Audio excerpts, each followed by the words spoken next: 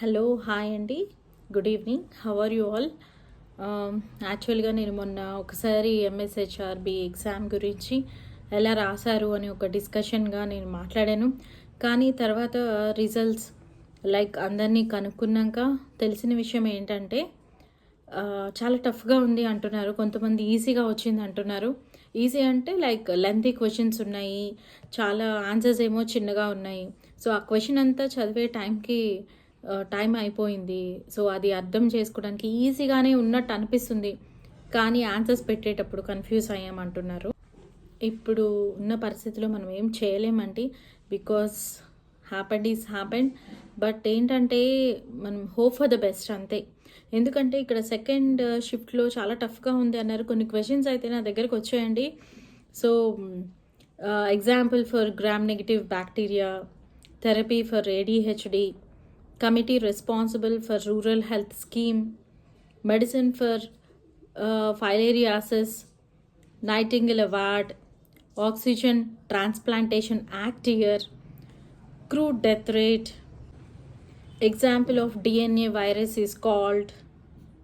So ఇలాంటి questions వచ్చాయండి. Under 5 clinic family planning అంటే మోస్ట్లీ కమ్యూనిటీ హెల్త్ నర్సింగ్లో, తర్వాత ఓబీజీలో కవర్ అయినాయి అని చెప్తున్నారు. BMI ఇండెక్స్, తర్వాత యాంటీరియర్ పిట్యూటరీ లొకేషన్ ఎక్కడుంది, సో జీరో డోస్ వ్యాక్సినేషన్ అంటే ఏంటి, so eating disorders, wound healing, neurotransmitters, 6 to 8 members in డిస్కషన్స్లో ఎంతమంది ఉండొచ్చు, proton pump inhibitors, immunity, ORS, ఇట్లాంటివి చూసుకుంటే చాలా క్వశ్చన్స్ అండి. సో మనకి లెంతీ క్వశ్చన్స్ వచ్చినాయి, కొంచెం టాక్టిక్గా ఇచ్చాడు. సేమ్ డైలీ విని ఇలాంటి క్వశ్చన్సే, కానీ దాన్ని మనం ఆప్ట్ చేసుకొని పెట్టే టైంకి కొంచెం కన్ఫ్యూజ్ అయినట్టు ఉంటుంది. So will hope for the best. So ఇంకో టాక్ ఏంటంటే జాబ్ ఉన్న వాళ్ళే చాలామంది రాశారు అంటున్నారు. సో దీంట్లో కనుక చూసుకుంటే గురుకుల జాబ్స్ చేసేవాళ్ళు ఎక్కువ మంది రాశారంటండి.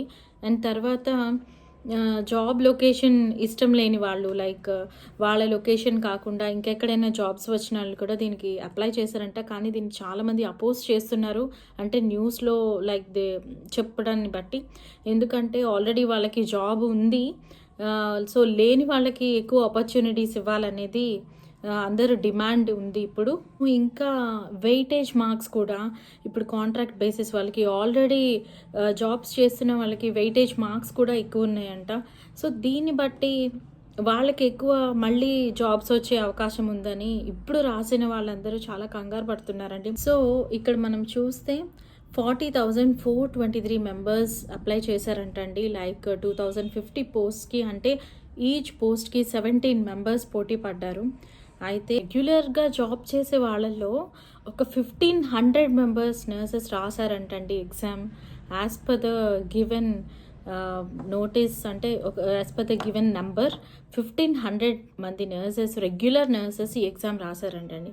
సో దీన్ని ఎలా మరి వీళ్ళు కరెక్ట్ చేస్తారనేది మనకు తెలియదండి. చూడండి ఇక్కడ రాశారు, ఈ విషయాన్ని వైద్య ఆరోగ్య శాఖ సెలక్షన్ జాబితా విడుదల సమయంలో స్క్రూటినీ చేయాలని నిరుద్యోగ అభ్యర్థులు డిమాండ్ చేస్తున్నారు. అండ్ కొన్ని విషయాలు కూడా నిబంధనలకు పూర్తి విరుద్ధంగా ఉన్నాయని కూడా కొంతమంది రైజ్ చేశారండి పాయింట్. ఇందాక నేను చెప్పినటువంటి వాటిలో 1,500 మెంబర్స్ వరకు రెగ్యులర్ నర్సెస్ శనివారం జరిగిన పరీక్షకు హాజరైనట్లు తెలుస్తుంది. So letters hope for the best అండి. సో రాశారు, ఇంకా కేటగిరీస్ వైజ్గా, జోన్ వైజ్గా ఎక్కడెక్కడ ఎన్ని పోస్ట్స్ అన్నీ ఫిల్ చేయాలో అవన్నీ చూసి దాన్ని బట్టి చేస్తారండి. సో ఫైనల్గా అందరి టాక్ ఏంటంటే టఫ్ పేపర్ అని. So stay safe, stay healthy, don't forget to subscribe, మీ ఫ్రెండ్స్కి షేర్ చేయండి. నేను పెట్టిన 1 to 20 పార్ట్స్లో RRB క్వశ్చన్స్ కూడా ఉన్నాయండి, అప్పటి వరకు చదవండి. నేను న్యూ క్వశ్చన్స్ మళ్ళీ చేస్తానండి RRB నుంచి. Thank you.